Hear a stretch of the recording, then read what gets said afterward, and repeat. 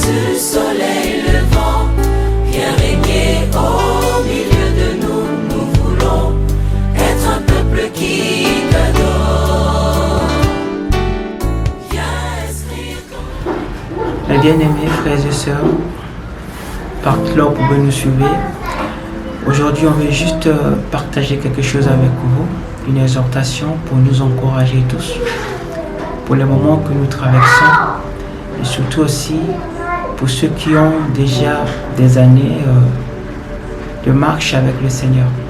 Nous allons lire dans le livre de Genèse, chapitre 36, et nous allons lire le verset 24.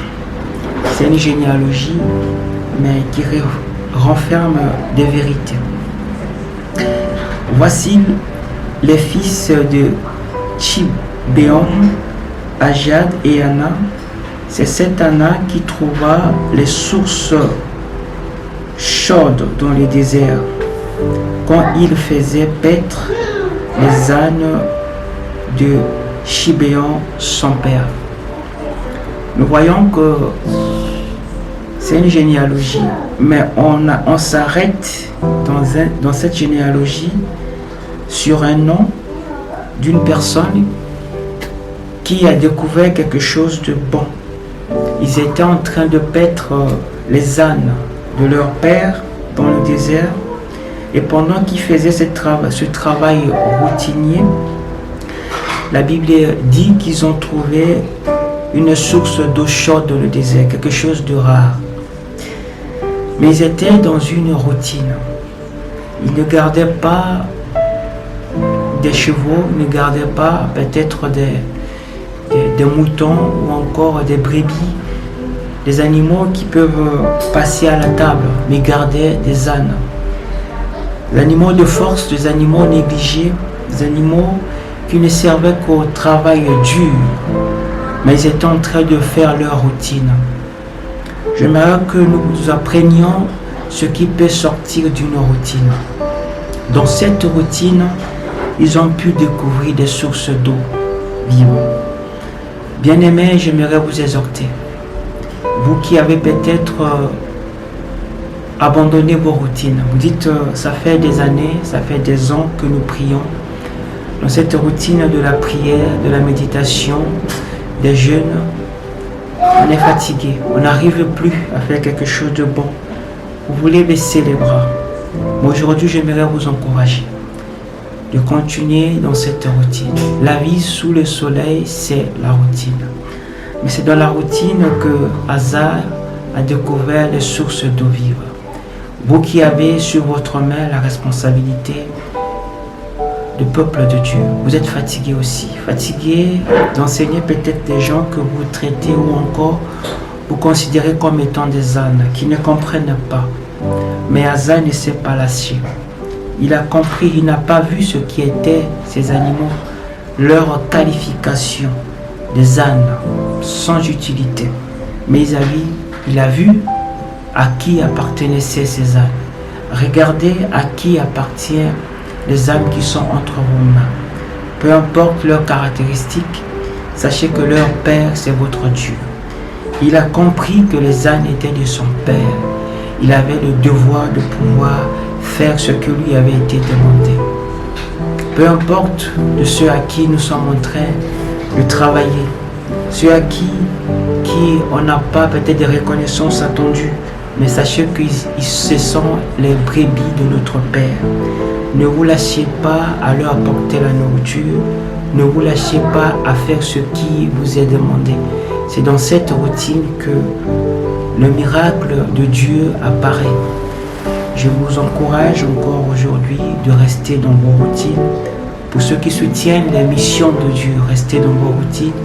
Pour ceux qui prient, pour ceux qui sont à l'intercession, pour ceux qui sont dans beaucoup de départements, restez dans vos routines. C'est dans la routine que vous trouverez les sources d'eau vive. La routine fait fatiguer. La routine fait que nous ne puissions plus avancer. Ecclésiaste 10 dit ici, pour pouvoir argumenter encore plus, Ecclésiaste 10 dit quelque chose de très important. Il dit qu'après avoir travaillé avec lâche, si l'âge n'est pas aiguisé, il faut redoubler des efforts pour pouvoir encore l'utiliser à nouveau. Et c'est ce qui se passe. Si votre hache, la Bible dit dans Ecclésiaste 10:10, je vais lire, s'il a émoussé le fer et s'il n'en a pas aiguisé le tranchant, il devrait redoubler d'efforts.